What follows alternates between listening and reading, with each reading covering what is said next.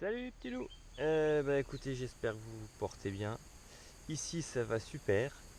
Cette semaine j'aurais voulu vous parler des semis spontanés. Quand on s'inspire de la permaculture, parce que j'estime encore pas faire de la permaculture, hein, ce serait un petit peu...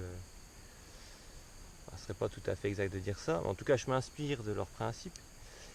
Et donc on cherche à avoir un jardin qui soit le plus autonome possible, puisqu'il y a la notion de permanence. Et donc les semis spontanés vont justement nous aider à aller vers cet objectif-là. Alors le double intérêt, c'est que bien sûr, ça nous fait du légume qui est gratuit, qui est sans aucun travail, et ça c'est top. Alors, il y a deux façons d'avoir des légumes gratuitement et sans aucun travail. C'est premièrement de laisser exprès des légumes montants en graines qui vont se ressemer.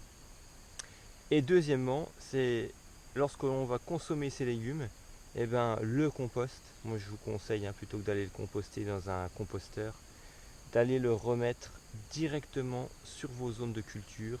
Vous faites un petit trou, vous videz le seau, vous remettez un petit paillage au-dessus, et là vous allez voir que des semis spontanés vont sortir de partout. Si vous ne connaissez pas le jardin du Graal de Philippe Forrer, je vous conseille d'aller voir sa vidéo. Parce que donc c'est lui vraiment qui m'a fait avoir ce déclic. Il y a 3 ans, je faisais du potager comme les papis et les mamies, avec des beaux rangs, le motoculteur et tout ça. Et sa vidéo m'a mis quand même une sacrée claque. Donc si vous ne connaissez pas, je vous conseille de jeter un œil quand même à ce qu'il fait. C'est vraiment super intéressant. Et puis après, c'est vrai que j'ai découvert aussi Damien, que vous connaissez tous, qui m'a mis, il m'a rééquilibré de l'autre côté une deuxième claque. Enfin bref, c'est parti, on va regarder les semis spontanés. On est devant, on va dire, l'exemple le plus parlant ici. Alors on a derrière moi une zone que donc j'ai préparé toute la pomme de terre ici, que j'ai bien sûr semée tout seul comme un grand. Et par contre, dans toutes ces zones-là, j'ai la moitié des cultures qui sont ressorties toutes seules. J'y avais mis un pied de courgette ici. Les pieds de maïs, c'est moi qui les ai mis. Toutes les pommes de terre que vous voyez ici, c'est celles qui étaient dans la culture de l'année dernière, qui sont ressorties, je les ai oubliées. Donc parfois quand on dit j'ai mal récolté tout ça, finalement, ça va me faire, je pense, sur ce petit arrondi là, pas loin des 8 à 10 kilos de pommes de terre, et ça m'aura demandé aucun travail. Donc même chose, j'avais planté ici un pied de tomate, et là, juste devant, boum, j'avais un pied de tomate ici l'année dernière qui devait être dans le coin, je sais plus exactement où, et ça ressort, il est plutôt bien placé, il va pas gêner les cultures en place, je le laisse. Je sais même pas quelle variété c'est, puisque comme je vous dis, je mets mon compost, je le pose à un endroit, je rebouche. Ou alors c'est peut-être une tomate, si c'est l'année dernière, ça serait une corne de bouc, si c'est une autre, on verra bien, on aura la surprise. Les poireaux, je les ai mis, mais bon voilà. Ici, j'ai cru voir aussi un pied de courgette que j'avais pas planté. Voilà, il est là. Il est là. Alors c'est sûr qu'il est un peu à la bourre, il est en retard par rapport à l'autre. Mais il va me faire quelque chose, j'en suis sûr. Donc on va passer au-dessus où je vais vous montrer aussi d'autres exemples et vous allez voir que finalement on arrive à avoir beaucoup de légumes sans boulot. Ici on est sur une zone qui n'a jamais été cultivée par le passé. Donc j'avais mis beaucoup de fumier très pailleux à l'automne. J'avais laissé tout ça travailler pendant l'hiver. Question que ça m'enlève toute cette couche là de prairie là où il n'y a rien qui pourrait pousser à travers, où ça serait vraiment difficile quoi. Et j'y avais aussi mis des seaux de compost par en dessous et là-dessous, voilà, miracle des semis spontanés, un pied de... C'est une courge, mais alors pour le moment je pourrais pas trop vous dire quelle variété c'est sorti tout seul. Il y en a un autre derrière là-bas, il y en a encore un autre là-bas. Il y en a 4 ou 5 qui sont sortis là-dedans tout seuls. Donc je vais laisser faire. S'il y en a qui sont trop coincés, trop pas longs, je les arracherai. Mais en tout cas celui-là, il va partir au soleil. Et puis on verra bien ce que ça va donner, hein. Actuellement là j'ai tous mes navets boules d'or là, vous voyez qu'ils ressemblent plus à grand chose. Ils sont montés à graines. Et là dans ces siliques, je vais avoir toutes les semences à récupérer. Et ben au lieu de me mettre dans un endroit tranquille pour les récupérer, je vais les récupérer ici.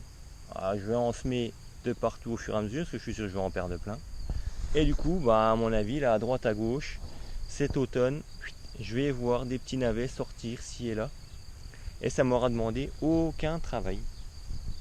Alors c'est vrai qu'après on va se dire au niveau de la rotation des cultures, c'est pas terrible, faut changer, etc. Mais bon, ils vont pas se remettre pile poil dans le rang, il va y en avoir là-bas, il va y en avoir là. Enfin, ça va sortir un peu de partout.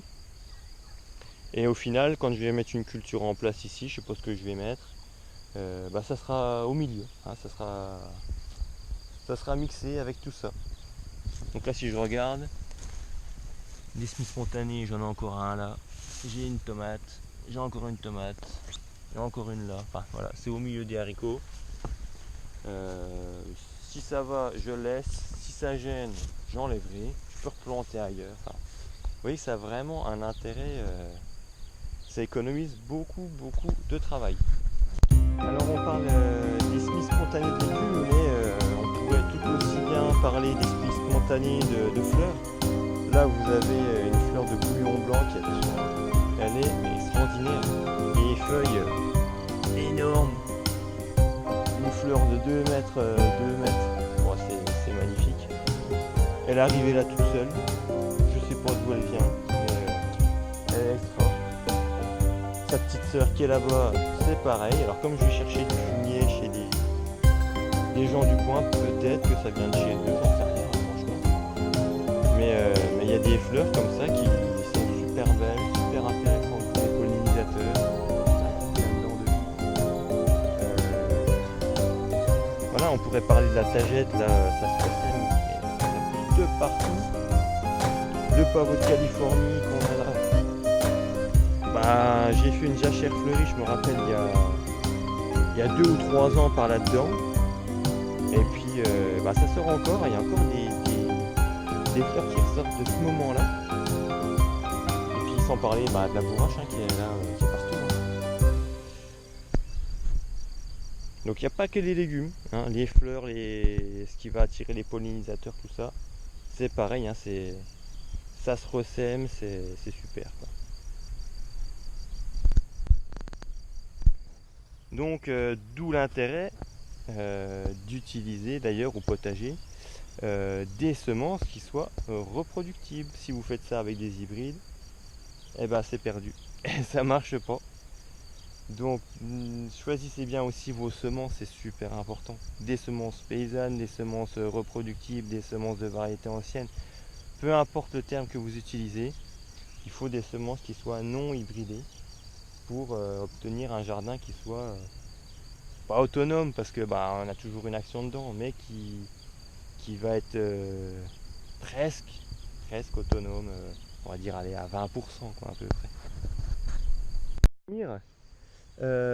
On est sur l'emplacement de l'ancienne serre et là donc j'y ai pas touché depuis que j'ai enlevé la serre au mois de mars. J'ai juste planté quelques salades ici en dessous à l'ombre de mes radis montés en graines, un pied de courgette ici, mais là on est vraiment sur tout ce qui reste de ce qu'il y avait sous la serre. Donc on voit que toutes mes salades sont montées en graines, je vais en récupérer les plus belles et sinon ça va se ressemer de partout. Et là honnêtement déjà là j'ai fait aucun travail dans ce que vous voyez là. Les radis s'étaient ressemés tout seuls, les salades aussi. Et je peux vous assurer qu'au mois de mars on a mangé la salade tous les jours grâce à cette petite parcelle là de 10 mètres carrés. Donc là moi j'essaye de laisser on va dire peut-être 10-15% du potager en autonomie, ça monte en graines, ça se ressème. Et je peux vous dire que c'est pas facile pour moi parce que ceux qui suivent depuis un moment mes vidéos savent que je suis faut que ce soit aligné, rangé, tout ça. Je me fais violence hein, pour laisser ça comme ça. Mais bon, je vois bien là avec les années que y a pas photo, hein, c'est nettement plus efficace comme ça. Et là on voit encore hein, des sauts de compost, là je me souviens j'en avais mis par là. Ah, voilà, encore un pied de tomate là, un pied de tomate là. Enfin c'est. Je vous dis, n'hésitez pas, laissez des légumes en graines, mettez vos seaux de compost, là étendez-les sur place. Certains vous diront mais non ça va attirer les limaces. Mais honnêtement le bénéfice il est bien plus grand quoi. Bon bah voilà, j'en ai fini avec mes histoires de semis spontanés.